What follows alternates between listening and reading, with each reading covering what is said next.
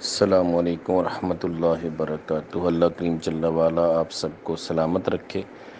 امید ہے انشاءاللہ اللہ جل شانہ کے فضل و کرم سے بابا جی کے تمام خلفاء و مریدین خیر و عافیت سے ہوں گے، میری مائیں بہنیں بیٹیاں بھی خیر و عافیت سے ہوں گی۔ آج یہ بطور تحفہ میں آپ کے پاس ایک ایسی ویڈیو سینڈ کر رہا ہوں جس میں 41 مرتبہ سورۃ الفاتحہ پڑھنے کا جو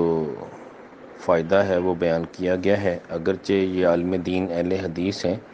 لیکن چونکہ بات بہت پیاری کر رہے ہیں تو میرے آقا علیہ الصلوۃ والسلام فرماتے ہیں خذ ما صفا ودع ما قدرا، اسے لے لو جو اچھا ہو، جو اچھا نہ ہو اسے نہ لو۔ اور ایسے بھی حضرت علی المرتضیٰ شیر خدا رضی اللہ تعالیٰ عنہ کا فرمان عالی شان ہے کہ یہ نہ دیکھو کہ کون کہہ رہا ہے، بلکہ یہ دیکھو وہ کیا کہہ رہا ہے۔ اگر اچھی بات ہے تو اسے ضرور حاصل کرو۔ اب یہ کتنی پیاری بات کر رہے ہیں کہ اللہ کے پیارے نبی صلی اللہ علیہ وسلم نے دم کرنے کی اجازت عطا فرمائی ہے، اور میں نے بھی احادیث میں پڑھا الحمدللہ آقا علیہ الصلوۃ والسلام نے فرمایا کہ جو دم شرکیہ کلمات پہ مبنی نہ ہو وہ دم کرنا جائز ہے۔ میرے آقا علیہ الصلوۃ والسلام کی بارگاہ میں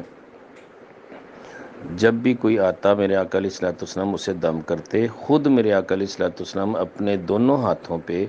معوذتین یعنی سورۃ الفلق اور سورۃ الناس یہ پڑھ کر دم کرتے اور اپنے دونوں ہاتھ اپنے پورے جسم پہ پھیر لیتے۔ اما عائشہ صدیقہ رضی اللہ تعالیٰ عنہ فرماتی ہیں کہ جب آقا علیہ الصلوۃ والسلام کی طبیعت ناساز ہوئی تو آقا علیہ الصلوۃ والسلام فرماتے ہیں کہ عائشہ تم مجھے دم کرو۔ عرض کی یا رسول اللہ صلی اللہ علیہ وسلم میری کیا مجال ہے کہ میں آپ کو دم کروں؟ فرمایا کہ صورتیں آخری والی دو پڑھو اور اپنے ہاتھوں پہ دم کر کے میرے جسم پہ پھیرو۔ اما عائشہ صدیقہ رضی اللہ تعالیٰ عنہ فرماتی ہیں کہ میں نے آخری دونوں صورتیں پڑھی جیسے آقا علیہ الصلوۃ والسلام پڑھا کرتے تھے۔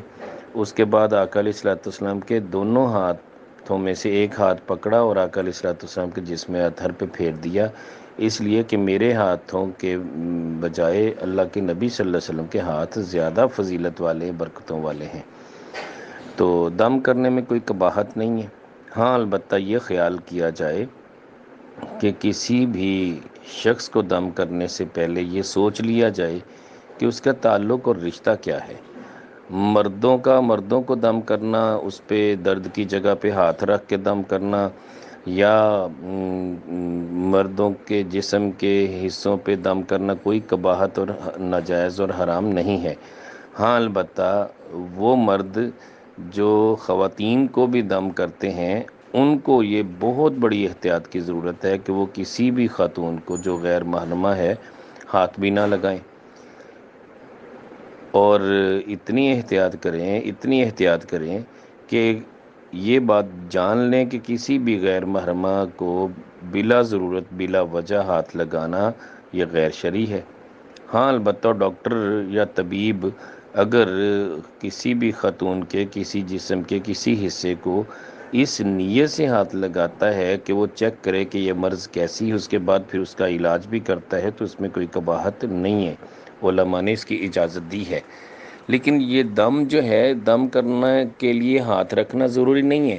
اس کا بہترین طریقہ ہے کہ اگر کوئی خاتون دم کروانے کے لیے آئے تو اسے کہیں کہ اپنا ہاتھ اپنے درد والی جگہ پہ رکھے، تو پھر دم کرنے والا دم کر دے۔ تو خاتون کے جسم کو کسی بھی صورت دم کرنے والا اپنے ہاتھ سے ٹچ نہ کرے، اس کی اسلام کے اندر کوئی گنجائش نہیں ہے۔ ہاں البتہ طبیب یا آپریشن کرنے والا سرجن اس کی تو مجبوری ہے کہ اس چیز کو اس نے ریموو کرنا ہے، تو ایسی صورت میں اس کے لیے گنجائش ہے۔ باقی یہ سورۃ الفاتحہ 41 مرتبہ میرے بابا جی حضور نے کتنے عرصے سے مریدین کو تلقین فرمائی، اس کا اندازہ آپ اس بات سے لگا لیجئے کہ بابا جی حضور فرمایا کرتے تھے کہ سورۃ الفاتحہ بسم اللہ شریف کے ساتھ ملا کے پڑھنے سے بندے کو اللہ کریم جل والا ایسی مسخرات نصیب کرتا ہے کہ ہر چیز اس کے تابع ہو جاتی ہے۔ تو بات یہ ہے کہ چاہے وہ دم کی صورت میں پڑھیں تو بیماری تابع ہو جائے گی، اور جیسے بندہ چاہے گا ویسے بیماری ختم ہو جائے گی۔ اور اگر بندہ مالدار ہونا چاہتا ہے تو اس نیت سے اگر اسے پڑھ لے 41 مرتبہ تو اللہ اس کے مال و دولت میں برکت عطا کر دیتے ہیں۔ اور اگر کسی دشمن کے لیے پڑھ لی جائے کہ دشمن مجھے نقصان نہ دے، اس کے شر سے بچنا چاہتا ہوں، 41 بار سورۃ الفاتحہ بسم اللہ شریف کو ملا کے پڑھ لے تو دشمن کو اس کے سوچنے پر ہی سزا مل جائے گی۔ یہ بڑی پیاری چیز ہے، اس کی اہمیت کا اندازہ اس بات سے لگا لیجئے کہ جو سورۃ الفاتحہ بسم اللہ شریف کو ملا کے پڑھتے ہیں وہ اللہ جل شانہ کی بارگاہ میں مقبولین کے درجے میں آ جاتے ہیں۔ اور پہلے بھی ایک ویڈیو سینڈ کی گئی تھی جس میں ملائکہ کا تذکرہ موجود تھا کہ ملائکہ نے اس کی تعریف کی ہے، اور ڈائریکٹ رب کائنات جل وعلا نے ملائکہ کو حکم دیا کہ سورۃ الفاتحہ کو بسم اللہ شریف کے ساتھ ملا کے پڑھنے والے کو کتنا اجر ملتا ہے، کتنے افادیت ملتی، کتنی فضیلت ملتی۔ وہ ویڈیو بھی میں نے سینڈ کی تھی پہلے۔ تو بہرحال پھر بھی ایک بار پھر گزارش کر رہا ہوں کہ بابا جی کے تمام خلفاء و مریدین سب کے لیے اس بات کی اجازت ہے، ماؤں بہنوں بیٹیوں کو بھی اجازت ہے، وہ نماز فجر کی سنتیں پڑھنے کے بعد نماز فجر باجماعت پڑھنے سے پہلے اگر گھر میں نماز پڑھ رہے ہیں خواتین جیسے تو وہ سنتیں پڑھ لیں۔ فرضوں اور سنتوں کے درمیان جو وقت ہے اس میں 41 مرتبہ بسم اللہ شریف کو الحمد شریف کے ساتھ ملا کے ضرور پڑھنے کا معمول بنا لیں۔ اس سے فائدہ یہ ہوگا کہ جس نیت سے پڑھیں گے وہی کام اس کے ہو جائیں گے۔ اسی طرح پھر وہ خلفاء جن کو دستار ملی ہے، خرقہ خلافت ملا ہے، ان کے لیے لازمی ہے کہ وہ ہر نماز کے بعد 18 مرتبہ بسم اللہ شریف کو الحمد شریف سے ملا کے پڑھیں گے، اور مغرب کے بعد 28 مرتبہ پڑھیں گے۔ تو اسی طرح پھر یا لطیفوں کا بھی بڑا مقام ہے، لطف و کرم ہوتا ہے اللہ تعالیٰ کا، اور اسی طرح یا غنی یا مغنی اس کی بھی بڑی برکتیں ہیں۔ اس میں اللہ جل شانہ بندے کو دل کی غنا دے دیتے ہیں، دل کی امیری عطا کر دیتے ہیں، مال و دولت بھی دیتے ہیں، لیکن دل اتنا مطمئن ہو جاتا ہے، کچھ بھی پاس نہ ہو پھر بھی بندے کو دل کی تسلی ہوتی ہے۔ تو بہرحال کہنے کا مطلب یہ ہے کہ یہ سورۃ الفاتحہ اگر کوئی غیر بندہ تعریف کرے تو ہم زیادہ اس کو اٹریکٹ کرتے ہیں اور زیادہ پسند کرتے ہیں کہ یار فلاں نے یہ پیارا وظیفہ بتایا، جبکہ اپنے بابا جی حضور کے بارے میں کبھی توجہ ہی نہیں کی کہ جنہوں نے بچپن سے ہم سب کی تربیت یہ کی ہے کہ آپ بسم اللہ شریف کو الحمد شریف سے ملا کے پڑھیں اور 41 بار پڑھیں۔ اور یہاں پہ انہوں نے مزید وضاحت کر دی کہ یہ تعداد کا تعین جو ہے یہ علماء نے اپنے تجربات کی بنا پہ کیا ہوتا ہے، مشائخ اعظام نے تجربات کی بنا پہ کیا ہوتا ہے۔ اور بات بھی یہی ہے کہ ایک بہت بڑے بزرگ تھے، ان سے جب پوچھا گیا نا کہ تم تسبیح ہمہ وقت ہاتھ میں کیوں رکھتے ہو، کیا اللہ تعالیٰ کے ساتھ گن گن کے وہ ذکر اس کا کرتے ہو؟ جب اللہ کی بارگاہ میں گن کے ذکر کرتے وہ بھی گن گن کر دے گا۔ تو وہ بزرگ بڑی پیاری بات کرتے ہیں، غالباً حضرت حاتم اسم رحمۃ اللہ علیہ تھے، فرماتے ہیں کہ 30 سال سے میں اس تسبیح سے ذکر کر کر کے اس مقام پہ پہنچا کہ اللہ جل شانہ نے مجھے اپنا قرب عطا فرمایا، تو کیا اب اس تسبیح کو میں چھوڑ دوں جس کی وجہ سے مجھے اتنا بڑا مرتبہ ملا؟ پھر انہوں نے مزید وضاحت کی کہ تسبیح تو ایک ریمائنڈر ہے، یہ ہاتھ میں ہوتی ہے تو ہاتھ چلتا رہتا ہے، کبھی غفلت سے بندہ بھول بھی جائے تو تسبیح خود بخود چلنا شروع ہو جاتی ہے۔ اللہ کریم جل وعلا نے ہاتھ کو بھی اتنی صلاحیت دی ہے کہ وہ تسبیح کو رکنے ہی نہیں دیتا، جیسے ہی ہاتھ چلتا ہے بندہ پھر توجہ کرتا ہے کہ ہو میں تو تسبیح کر رہا تھا۔ تو بات یہ ہے کہ تسبیح حقیقت میں ایک ریمائنڈر ہے، اس میں کوئی حرج نہیں ہے، تعداد آپ شمار کریں نہ کریں، لیکن تسبیح اگر آپ کے ہاتھ میں ہے تو آپ کا ہاتھ آٹومیٹیکلی اللہ کا ذکر کرے گا۔ جب ہاتھ چلے گا تو دل بھی ذکر میں شامل ہو جائے گا، زبان بھی ذکر میں شامل ہو جائے گی، لہٰذا تسبیح کے ساتھ ذکر کرنا یہ اس کو اولین ترجیح دی جائے۔ جو بندہ یہ کہتا ہے کہ میں تو بے حساب ذکر کرتا ہوں، بے حساب اللہ سے لوں گا، تو یہ نیت بھی اگرچہ اچھی ہے لیکن وہ بے حساب والے بعض ایسے بھی ہوتے ہیں کہ 10 مرتبہ پڑھنے کے بعد ہی تھک جاتے ہیں اور کہتے ہیں کہ ماشاءاللہ میں نے تو بے حساب پڑھا۔ ان کے ذہن میں یہ ہوتا ہے کہ میں نے واقعی حساب نہیں کیا اور میں نے بے حساب پڑھا اور پتہ نہیں کتنا پڑھ لیا۔ ہماری طبیعتیں اس قابل نہیں ہیں، ہماری فطرت اس قابل نہیں ہے، شیطان ہمہ وقت ہمارے پیچھے لگا ہوا ہے اور وہ چاہتا ہے کہ ان کو ذکر سے غافل کر دیں۔ تو ایسی صورت میں تسبیح کا ہونا ضروری ہے، بندے کو پتہ تو چلے نا کتنے پانی میں ہے۔ جس کو وہ بے حساب سمجھ رہا ہے وہ تو 10 سے 15 مرتبہ اس نے پڑھا اور اسے سمجھ رہا ہے بے حساب پڑھا۔ تسبیح ہاتھ میں ہوگی، پتہ چلے گا میں نے 100 بار، 200 بار، 500 بار کتنی بار پڑھا ہے۔ لہٰذا تسبیح آپ کو بچائے گی بھی اور بتائے گی بھی، یعنی بچائے گی اس طرح کہ شر سے بچائے گی، شیطان کے شر سے بچائے گی۔ شیطان آپ کو غافل کر رہا ہے، لیکن یہ تسبیح بتائے گی آپ اتنی غفلت والے، جو وظیفہ آپ نے 100 بار پڑھنا تھا آپ نے تو ابھی 10 15 بار پڑھا اور تھک بھی گئے۔ تو تسبیح آپ کو ریمائنڈ کروائے گی کہ آپ نے تھوڑا پڑھا ہے، آپ کو زیادہ پڑھنا چاہیے۔ تو لہٰذا ایسی صورت میں تسبیح ہاتھ میں رکھیں۔ اللہ تعالیٰ آپ کو برکتیں عطا فرمائے۔ تسبیح کے ساتھ ہی پڑھیں۔ وہ آج کل تو وہ ٹچ والی تسبیحیں آ گئی ہیں، بٹن والی تسبیحیں، وہ لے لیں، اپنے ہاتھ میں رکھیں، اپنے انگوٹھے پہ چڑھا لیں۔ تو اس میں بھی کلام کرنے والے ایسا کلام کرتے ہیں کہ یہ تسبیح سنت نہیں ہے، اللہ کے نبی صلی اللہ علیہ وسلم نے تسبیح نہیں پکڑی تھی، اللہ کے نبی صلی اللہ علیہ وسلم کے صحابہ نے تسبیح نہیں کی، یہ ثابت نہیں، اس طرح کی فضول باتیں۔ جبکہ بات یہ ہے کہ اللہ کے نبی صلی اللہ علیہ وسلم نے گاڑی بھی تو نہیں چلائی تھی، نہ کسی پجاروں پہ نہیں بیٹھے تھے۔ بڑی بڑی لینڈ کروزریں جو آپ نے گھر میں رکھی ہوئی ہیں وہ بھی تو پھر اللہ کے نبی صلی اللہ علیہ وسلم نے نہیں چلائی تھی نا۔ چاہیے تو یہ جہاں تسبیح کو آپ نے ریموو کر دیا ہے تو اپنے ہاتھ سے چھوڑ دیا اس نیت پہ کہ یہ بدعت ہے، یہ گناہ ہے، تو پھر وہ گاڑی بھی رکھ دیں اپنی،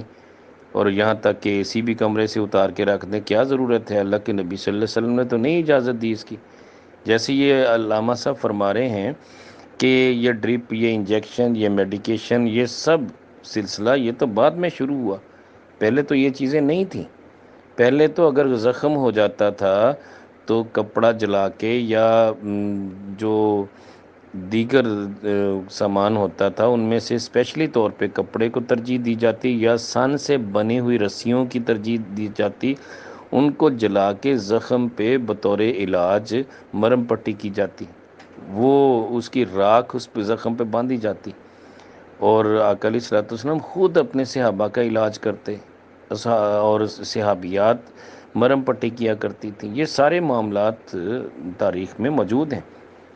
لہٰذا آقا علیہ الصلوۃ والسلام نے جس چیز میں شرک کے الفاظ نہ ہوں یا شرکیہ کلمات نہ ہوں اس چیز کو روا رکھا ہے۔ آقا علیہ الصلوۃ والسلام جو غیر قرآن ہوتے تھے، جو قرآن کی آیتیں وہ تو ہر بندہ تسلیم کرتا ہے، لیکن جو غیر قرآن ہے، قرآن کے لفظ بھی نہیں ہیں، اپنے طور پہ اللہ جل شانہ کی بارگاہ میں کوئی ایسی دعا ہے، کوئی ایسے الفاظ ہیں جو شرک پہ مبنی نہیں ہے، تو اس سے دم کرنے میں کوئی حرج بھی نہیں ہے۔ مثال کے طور پہ ہم بابا جی حضور داڑھ کا دم کیا کرتے تھے، کالا کیڑا کل سرا 32 دند چرے، برکت حسن حسین کی وچے کیڑا مرے۔ اب یہ پنجابی میں یہ دم ہے، اس میں سب سے مین جو چیز ہے وہ برکت امام حسن امام حسین رضی اللہ تعالیٰ عنہ کے حوالے سے ہے، ان کا وسیلہ دیا جا رہا ہے، اس میں کیا قباحت ہے؟ اب کالا کیڑا کلسرا، اب کالا کیڑا جو ہوتا ہے یہ کالے سر والا ہوتا ہے، کالا کیڑا کلسرا 32 دند چرے، یہ دانت انسان کے جو ہوتے ہیں نا منہ میں 32 ہوتے ہیں،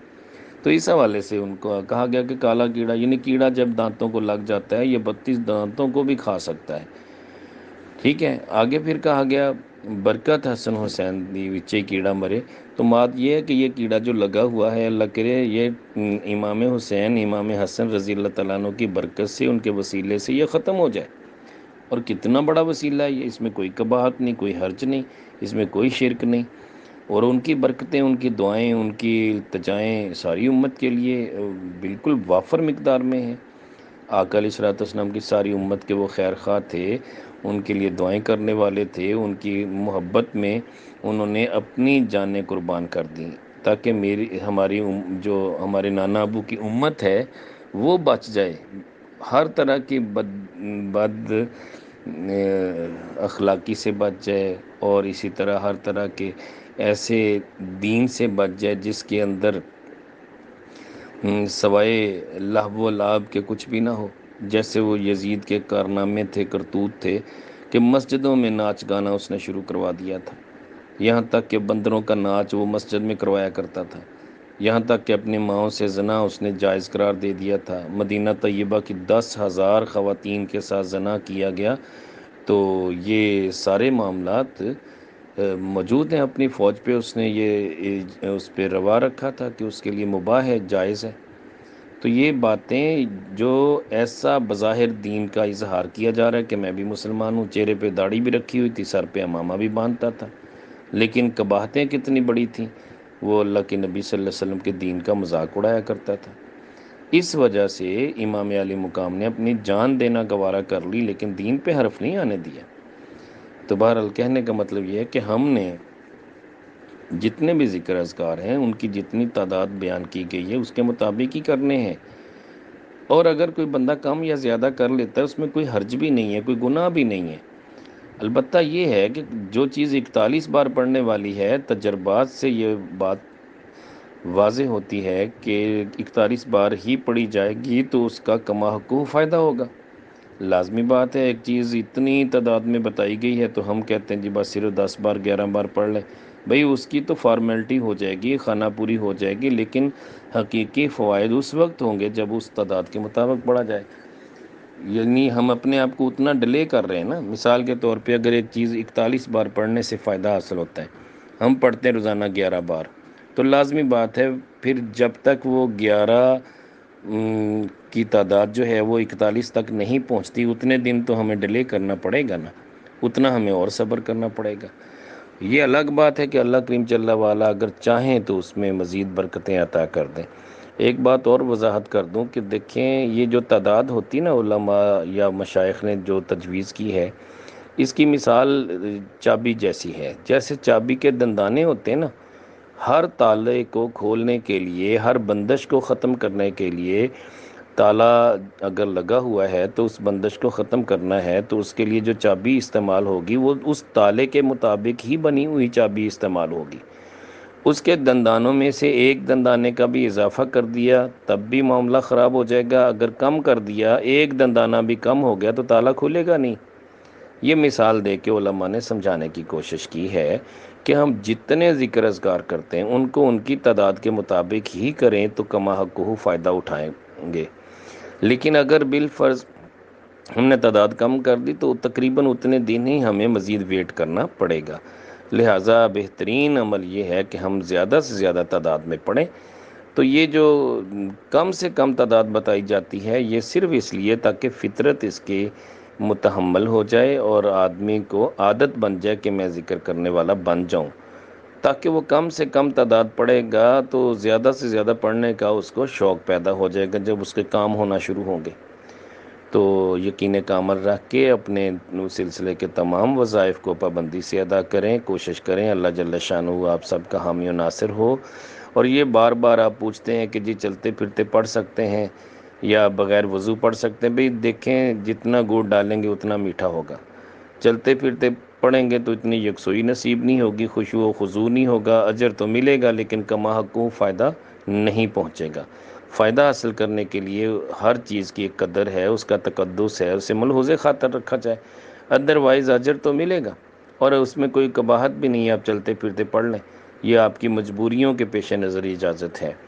اچھا، اسی طرح تعداد کم یا زیادہ اس کے لیے بھی گنجائش رکھ دی گئی۔ اسی طرح پھر بندے کو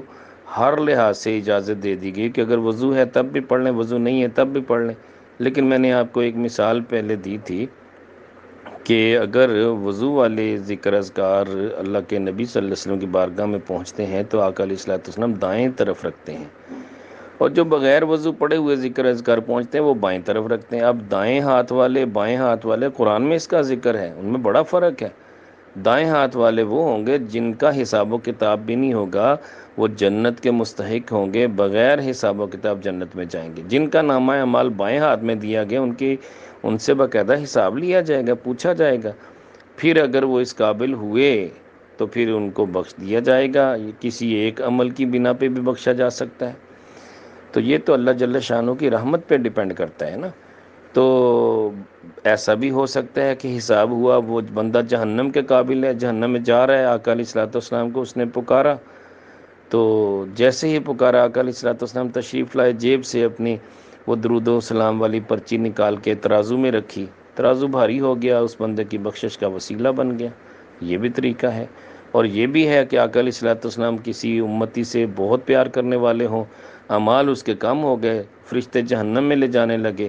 اس نے آقا علیہ الصلوۃ والسلام کو میدان محشر میں پکارا سرکار مدینہ صلی اللہ علیہ وسلم کا، چونکہ وہ چہیتا تھا، محبت کرنے والا تھا، کم عمل والا تھا، لیکن اتنا پیارا تھا کہ آقا علیہ الصلوۃ والسلام سے روزانہ ملاقات کرتا تھا، تصور میں روزانہ التجائیں کرتا تھا، روزانہ تھوڑی تعداد میں بھی درود پڑھتا تھا، لیکن خلوص کے ساتھ پڑھتا تھا۔ اب ہوا کیا کہ آقا علیہ الصلوۃ والسلام بڑے جلال میں تشریف لائے اور اپنا دایاں پاؤں ترازو میں رکھ دیا، ترازو جھک گیا، فرشتوں سے کہا آپ دیکھو اس کا وزن کرو۔ اب فرشتے کہتے ہیں حضور ہماری کیا مجال ہے، جیسے آپ مالک ہیں، لہٰذا آقا علیہ الصلوۃ والسلام نے حکم دیا کہ اسے جنت میں لے جاؤ، یہ تو میرا چہیتا ہے، تو پھر جنت میں داخل کر دیا گیا۔ تو اس طرح بے شمار واقعات ہیں۔ کوشش کریں علم اور عمل یہ دونوں چیزیں کم بھی ہوں نا، لیکن ثابت قدمی ہو، استقامت ہو، تو اس کا بڑا اجر ہے۔ اگر یہ دونوں چیزیں وافر مقدار میں ہیں لیکن اس پہ استقامت نہیں ہے، کبھی بندہ کر لیتا ہے کبھی نہیں کرتا، مہینہ مہینہ غفلت میں گزار دیتا ہے، وہ بیکار بندہ ہے، سچی بات ہے۔ وہ کوئی انسان ہے؟ وہ حیوان ہے۔ انسان تو وہ ہوتا ہے جو اتنا انس حاصل کر لے، اتنی محبت حاصل کر لے، اتنا پیار حاصل کر لے کہ وہ ذکر کیے بغیر اسے نیند ہی نہیں آنی چاہیے۔ تو ہم جیسے غافل بندے بہت پیچھے ہیں۔ ہم نے اپنا ذہن بنایا ہوا کہ بس ہمیں تو سب کچھ مل گیا، ہم اب ماشاءاللہ بڑے مقام پہ پہنچ گئے، ایسا کچھ بھی نہیں ملا ہمیں، سچی بات ہے، ہم بہت پیچھے ہیں۔ ہمیں سوائے اسیاں کہ ہمارے دامن میں کچھ بھی نہیں ہے۔ ہمیں توبہ کرنی چاہیے، معافی مانگنی چاہیے، اپنے آپ کو بہتر کرنے کی کوشش